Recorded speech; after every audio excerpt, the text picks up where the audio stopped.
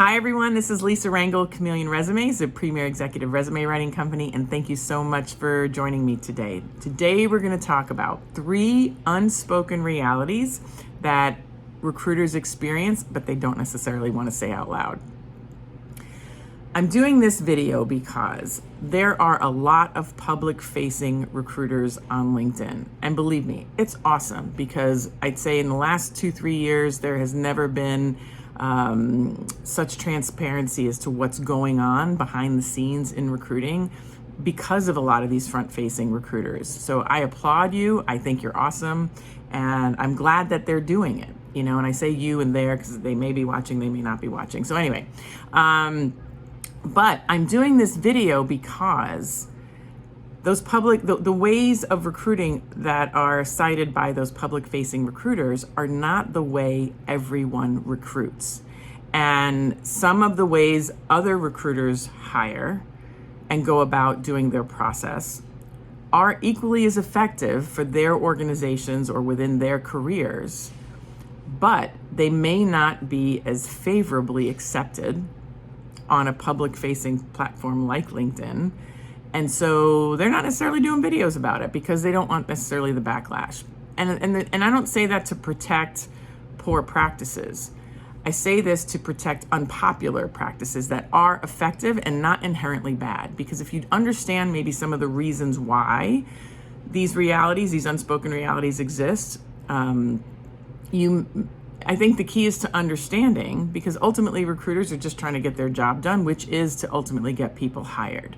So I think the key is education. And I mean, because there isn't as much attention on the other ways recruiting can be done, that's why I wanted to do this video and talk about some of these unspoken realities that absolutely exist in some recruiters' world. So let's talk about it. So the first, and certainly there's more than 3, but we're just going to talk about 3 today. But the first unspoken reality that exists for some recruiters is that they can't or are unable to, or don't want to, however you want to phrase that, read every resume that comes into the organization. And I know that there are recruiters who, prolifically espouse to the fact that they read every resume that comes into their organization, and God bless them. God bless them. That's awesome that you are able to do that. I'm going to tell you that even when I recruited a while ago, I was not able to read every resume that came in. And I go to recruiting conferences regularly, and I speak to recruiters on a regular basis. We've had recruiters hire us to write their resumes because they know we understand recruiting. And I'm telling you that not every recruiter is able to read every resume. So it's not necessarily and it's not necessarily the most efficient either. What's happened and let me give you a little bit of backdrop behind this and why that's the case. So you have a bunch of, career coaches, resume writers, even sometimes recruiters, because again, everybody has a different opinion about how to go about things, that give advice about, oh, you're only 50% qualified, shoot your shot, go for it, you never know. And that in itself has created an additional wave of applicants to public-facing job openings that in order to get to the people who are qualified, a recruiter needs to whittle through the people who think they're qualified but aren't necessarily qualified because they've been advised to shoot their shot. And so it is sometimes not logistically possible to go through every resume that applies to a particular job, especially with really popular jobs at popular companies, because you have so many people who are applying who really shouldn't be applying. And that creates a lot of extra work for that particular recruiter that they may not have the time to do. So realistically, it's not possible to look at every resume. And for those who espouse that they're able to do that, I think that's awesome. Right? Whether you have the team, the resources, the process that allow you to do that, I think that's fantastic. But that is not the reality of every company, and that is not the reality of every recruiter. And to play devil's advocate, I would even challenge, is that even that efficient, that you're reading resumes of people who are absolutely not qualified to do so, just to say you've read every resume? Is that the most efficient use of a recruiter's time? That's another angle I'd like somebody to consider. So that is one reality, is that you have to factor in some resumes may not get read. And the reason why that's important to know is because you can't assume your resume is being read and rejected every time you don't hear back from someone. That's why that information is important. You can think it's right, you can think it's wrong, but I'm just telling you it's important to know. The second unspoken reality that recruiters experience is that they do use automation. They use automation, they use technology to make their lives easier. That could lead to every resume not getting read, right? Going back to point number one.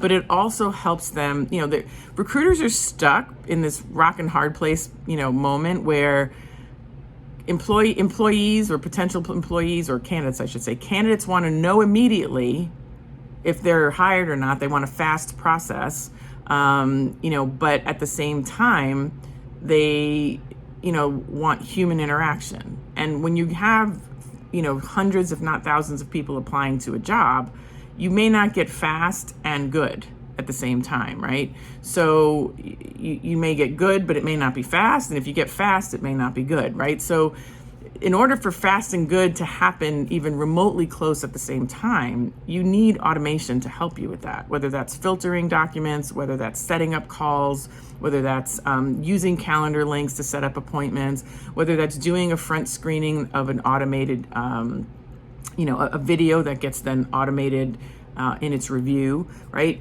Again, you can like these, not like these, but these are just tools that companies use to make recruiters more efficient, especially if they don't have the budget to hire a massive bandwidth of recruiters to do all this work in a manual capacity. It's just the way of the world combined with being realistic. So know that automation exists, know that it's being used, and know that recruiters aren't going to necessarily proclaim on front-facing videos that they're doing it, because there is such a backlash that would happen for most of them, and they don't have the time to deal with the comments or the backlash because they're busy doing their job, which is getting people hired. So just know that some may not use automation, and they're entitled to do that, but some do. So again, there's no right or wrong here. It's just an awareness that it exists. And the third reality, the third unspoken reality, is that every job does not get posted. And there are companies that will religiously post every job. And I have met recruiters that have confided in me that they never post certain level jobs. They never post jobs because they just source and recruit for people. And, they might be privately owned companies. They're not they're not publicly owned, public companies. But there's certain companies that don't have HR departments. Maybe they're tiny companies. They might be startups. They may be just organizations that aren't as advanced in hiring, so they're going through their network. Other larger companies that are more established, they may operate in a more clandestine manner. Again, not transparent. They'll tell you firsthand, but they're not publicly posting openings. And they're going about, again, a sourcing and recruiting process in order to identify and find candidates. So that's a reality. But again, people, recruiters aren't going to come up on a video format like this and say, I don't post every job opening, because can you imagine the backlash that would come, right? So that's why it's important as a tactic to be used, not as the only tactic to be used, to reach out to people directly, not always depend on job postings, and network, because sometimes people get hired without a job opening. It happens a lot, that more than people want to admit. No one has the study on the percentage of openings that are not published. Zero. Nobody has it. Nobody's done that study that I'm aware of. I'm always open to somebody posting a study if they're aware of it. But I don't believe it's 80%. That sometimes is a number out there, but I don't believe it's less than 10 that some people say it is. It might be less than 10 in certain organizations, but I've seen it happen with organizations where they don't post anything and they're always recruiting. So, and sourcing again for candidates. So there's just many ways to get hired. And you can't always go with only the front-facing recruiting experts that are very verbal. Again, they're awesome. There's nothing wrong with that. And frankly, like I said earlier, there's nothing that we've never been more transparent about the recruiting process. But you can't only go by what's public facing. You have to realize what's not being said is also happening. And it's not bad, it's not good, it's just happening. And then you factor that into your strategy, and that's the key. So if you would like to learn more about how executive recruiting works, either as a corporate function or as a third-party recruiter function, I'm doing another free session, and you can register for that down in the description below or in the comments below. And if you have any questions, feel free to email me at lr@chameleonresumes.com or send me a DM or comment below. I do my best to reply to every email, DM, and comment. If you know someone who will benefit from this video and struggling to understand how recruiters work, feel free to share it with them. If you like the video, I'm gonna ask you to like it, and don't forget to subscribe to the channel, so this way you do not miss next week's video. So thank you so much for watching, and have a great day.